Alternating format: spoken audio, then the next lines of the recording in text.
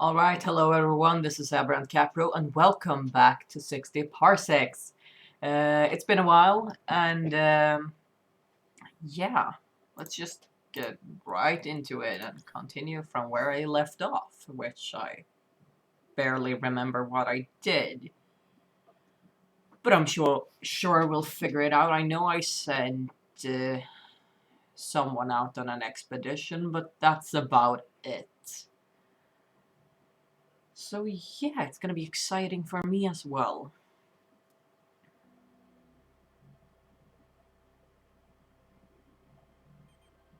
So we're on day 19. Well, maybe I never sent her, actually. I was going to, but then I didn't. I see. April is always such a bussy bee. I've never seen her sitting idly, until now. When you asked her what's wrong, she was visibly distressed. It's my favorite screwdriver, Captain. It's missing. I can't find it anywhere. It's lost for good. April is many things, but helpless is not one of them. That tool must be very important to her. Also, we can't have loose screwdrivers lying around the ship. Where could it be? Let's check the battery, because it's busted anyway. Strange new world, huh? What do we need? I mean, we need a new comm. Right. How's our materials looking?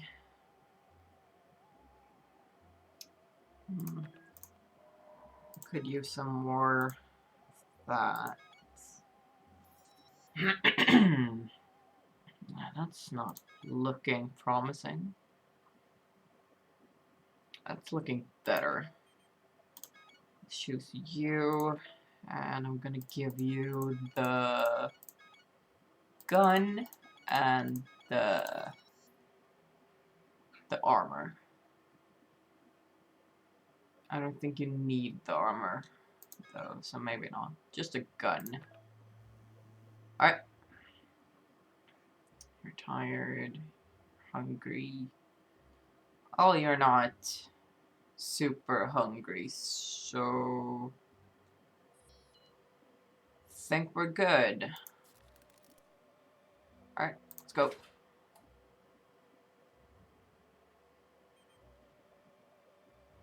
Day 20. Do you remember where you saw it last? You asked April about the screwdriver. She shook her head. Can you remember what equipment you were using at the time? Maybe? Atomic battery? -1 battery. Her eyes lit up immediately. That's it! Thank you so much! She cried joyfully and quickly collected her tool from a pile of other supplies. It was a gift from my pa. He gave it to me on my 16th birthday, she explained, carefully weighing the precious screwdriver in her hands as if she was holding a piece of delicate china. Megan set off for a shanty-looking settlement to the south. I am keen to see what she discovers in this outing. Your stomach feels rather empty. April has rested. April is starving. Try to find her something to eat. Yeah, I'm gonna give her food. Sorry, April. Captain, the family of sentient roaches you showed mercy to have really made themselves at home here on the shuttle. The Petersons are currently renovating their roach hole to include a second hole to appease their teenage daughter, Betty. Betty's fits about moving out. All the noise from the construction is making it difficult for you to sleep. The Petersons may understand if you ask them politely to keep it down. It's never good to let bad feelings build up between neighbors. Will you speak to them? Sure thing. Oh, there they are. Aww. Really cute. Alright, so April really needs food. And can I make anything? I can actually craft a communicator, so I'm gonna do that. Probably could have done that yesterday, but did I check? No, because I'm an idiot. Alright, let's go. Next day. Day 21. Oh no, he's super hungry. You approached the roach hole and spoke calmly to Pete Peterson, the patriarch of the family, about not rousing such a roachly ruckus late at night. The kindly roach apologized profusely and confessed the experiments that gave his family sentience also left him a bit hard of hearing. He invited you over for spaghetti, although you had to decline due to your inability to fit inside his kitchen. Megan hasn't returned yet. Crafting completed. New item. Communicator. You're starving, Captain. A serving of soup would be in order. April is hungry. Well, she's not dead yet, so... Oh no, Captain. One of the storage lockers is jammed and cannot be opened. It gets worse. It's my favorite locker. We will lose access to some of our supplies if we do nothing. Also, I will be sad. You need to act, Captain. Will you use your brains or bronze to deal with the problem? Brains. Use the brains. Hope we can fix the communicator soon. I am starving, so let's give me some food. Day 22. Ooh, soup. Good job getting that locker open, Captain. It took you a while to figure out how to lockpick the thing, but your 1 in a million brain helped. Or your 1 in a million lockpick. Or both. Not only did you get the important locker open, you have even found some extra rations inside. Score! You're still quite alert. Megan hasn't returned yet. April is still complaining about the lack of rations. You might want to secure some rations for yourself, Captain. I just ate. Okay? Stop telling me what to do. Captain, we're still unable to receive transmission. I strongly suggest you find a way to repair the communications console, otherwise we might be stuck here forever. Perfect timing.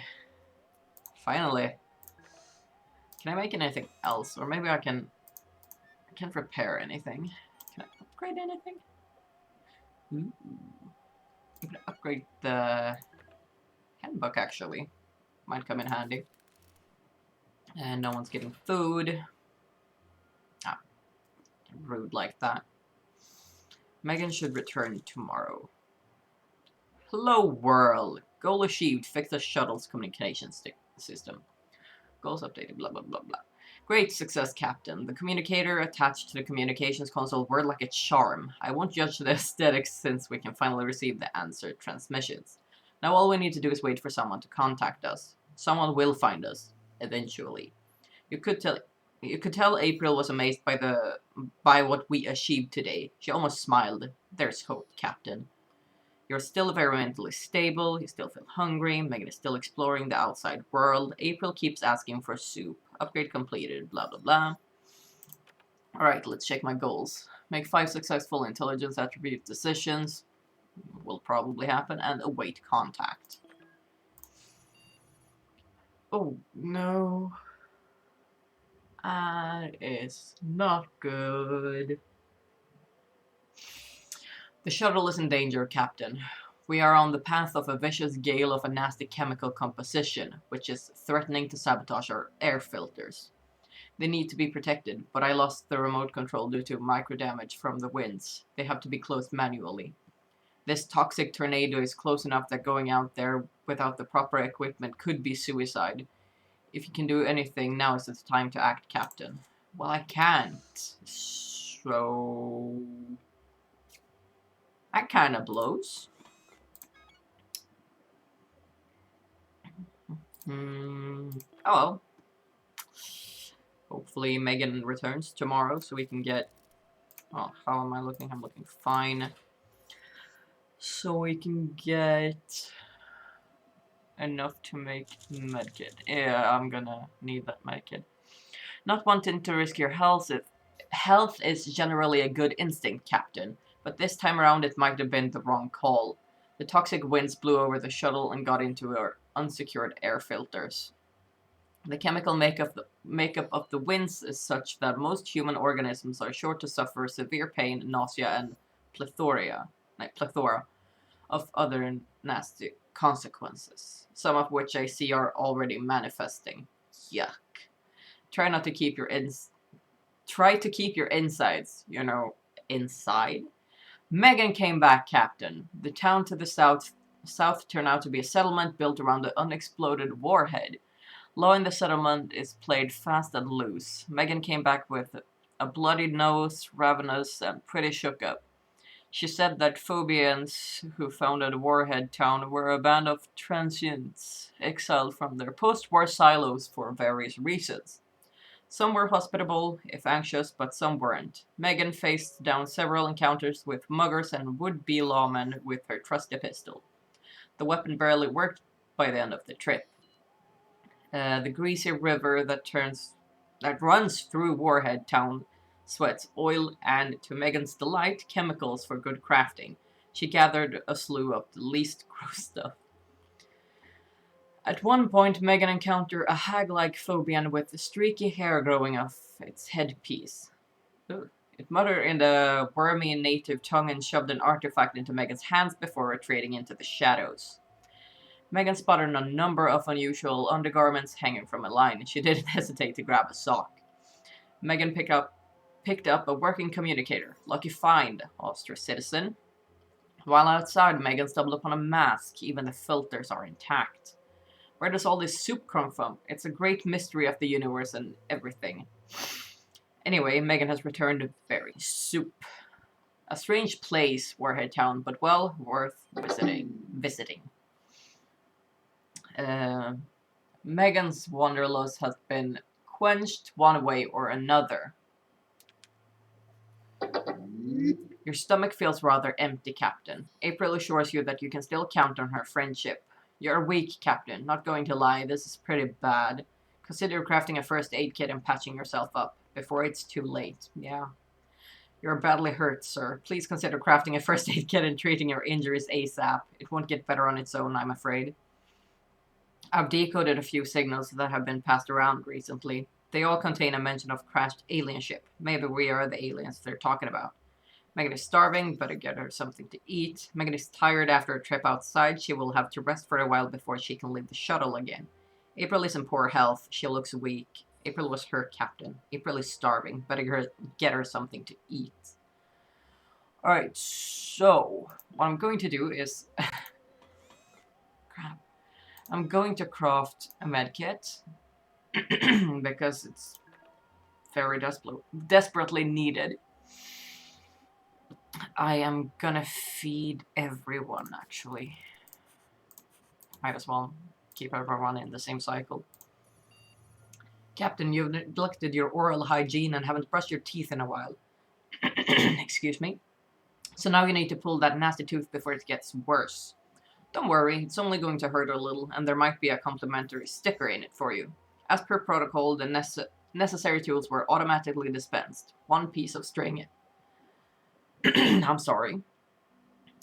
And 1 bottle of anesthetic. It has the Austria Citizen logo and anesthetic written on it. Will you require an assistant for this surgery? Let's ask April. I mean, what could go wrong? I'm not starving. Okay. I'm not feeding myself then. Yeah, I'm gonna need that medkit real bad. Eesh. No, April died. Aww. Oh well.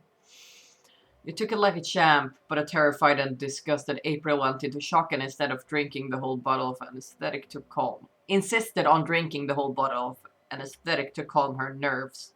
When April was done, she seemed more energized and tougher than before. I don't think that was regular medicine. You're still very mentally stable. You should really do something about your wounds, sir. You remain in poor health. April continues to be your friend. April remains injured. You're starving, Captain. You should definitely eat something. Megan has rested. Megan is asking for some soup. April perished. Her wounds got infected. Man, that sucks. That really sucks. Captain, we are receiving a coded transmission of unknown origin. It could be a distress signal, a message of some sort, so pretty much anything else. We won't know until we listen to it. Should I play the transmission? Yes. And the medkit finishing would also be very convenient. Day 26. I'm still alive at least. You have received a transmission yesterday. Turns out it was a message from another group of survivors lost in space and pleading for help. Unfortunately, it is impossible to pinpoint the exact location of your fellow castaways. However, the knowledge that you are not alone out there is enough to make both yourself and your crewmate feel much better, mentally at least. Who knows, maybe one day you'll find them. You're still weak. Megan is complaining about the lack of rations. You are hungry, Captain. Neither of you are starving, okay? Captain, Megan spotted a blue veiny fruit growing out of a crack in the ground nearby. It is pulsating slightly. Should someone give the fruit a try? Normally I'd refrain from leaving such a rash and irresponsible decision up to a human, but there are some empty stems nearby. Perhaps it is edible. I am giving it to him because if I recall correctly, it's a good fruit. None of you are starving, right? No, you're just hungry.